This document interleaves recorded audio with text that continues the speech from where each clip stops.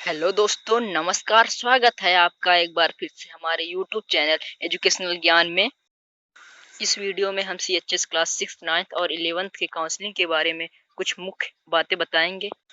Video पूरा देखिए। Video अच्छी लगी तो लाइक, कमेंट, शेयर करना ना भूलें और ऐसे ही कुछ मुख्य अपडेट प्राप्त करने के लिए इस चैनल को सब्सक्राइब कर दीजिए। तो पहला टॉपिक हमारे पास है डेट ऑफ काउंसलिंग। काउंसलिंग की तारीख क्या है कक्षा 6, 9 और 11 के लिए। तो दोस्तों, पहली क्लास 11th मैथ्स ग्रुप्स की है। इनका सिलेक्शन 7 अक्टूबर 2020 को 8 बजे से 12 बजे के बीच में होगा। यदि इनमें से कोई सिलेक्शन नहीं करवाता है तो वेटिंग लिस्ट का सिलेक्शन अक्टूबर 13, 2020 को होगा। दूसरी क्लास है 11th बायोलॉजी ग्रुप की। इनका सिलेक्शन 8 अक्टूबर 2020 को होगा और वेटिंग लिस्ट का सिलेक्शन अक्टूबर 13, 2020 को होगा। तीसरा class 11th commerce and arts group का है। इनका सिलेक्शन 9 अक्टूबर 2020 को होगा और वेटिंग लिस्ट का सिलेक्शन 14 अक्टूबर 2020 को।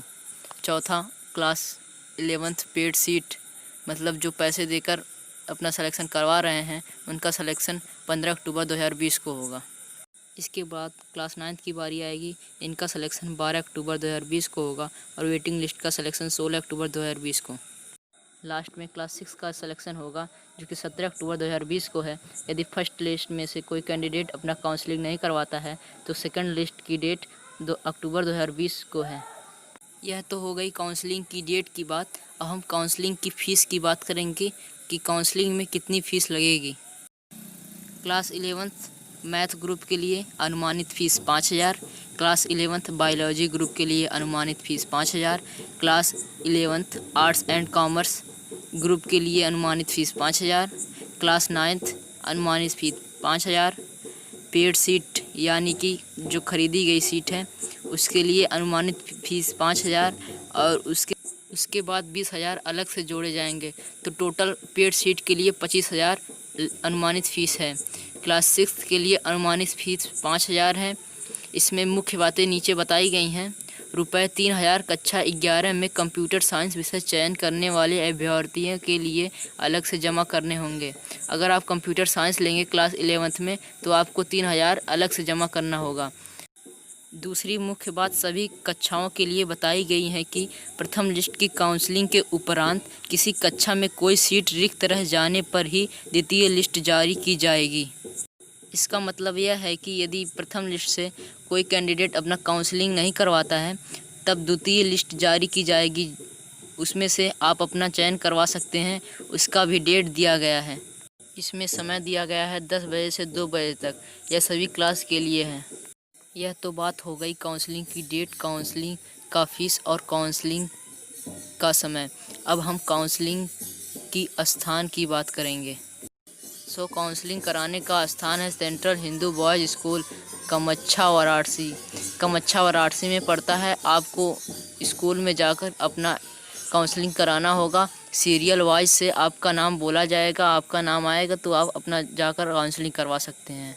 अब हम सबसे मुख्य टॉपिक पे डिस्कस करेंगे कि काउंसलिंग में क्या क्या डॉक्यूमेंट्स अनिवार्य रूप से आवश्यक हैं।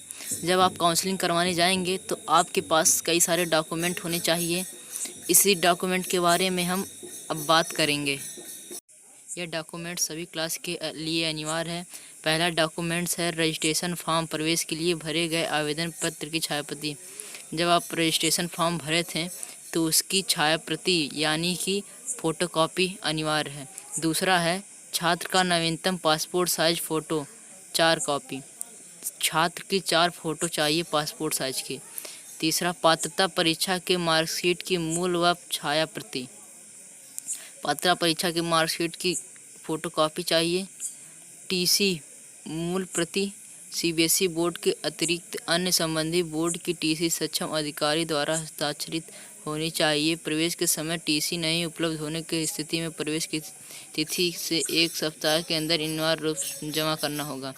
टीसी सबसे इम्पॉर्टेंट रहेगा।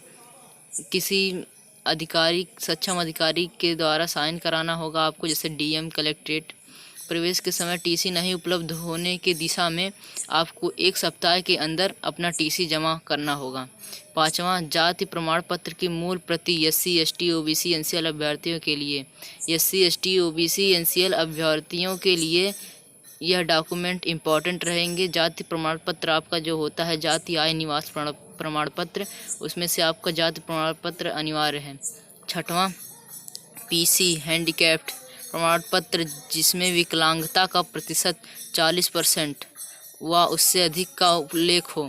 पीसी वर्ग के अभ्यर्थियों को काशी हिंदू विश्वविद्यालय द्वारा गठित मेडिकल बोर्ड के सक्षम प्रस्तुत होना होगा, जहां इन्हीं दिव्यांगता का सत्यापन अनुमोदन होने के पश्चात ही इनका प्रवेश सुनिश्चित माना जाएगा। यह मत सोचिएगा कि आपका लिस्ट में नाम आ गया है तो आपका प्रवेश हो जाएगा। इसमें भी अभी चेकिंग की जाएगी कि जैसे कि हैंडीकैप्ड की है तो इसमें 40% से ऊपर आपका विकलांगता होना चाहिए।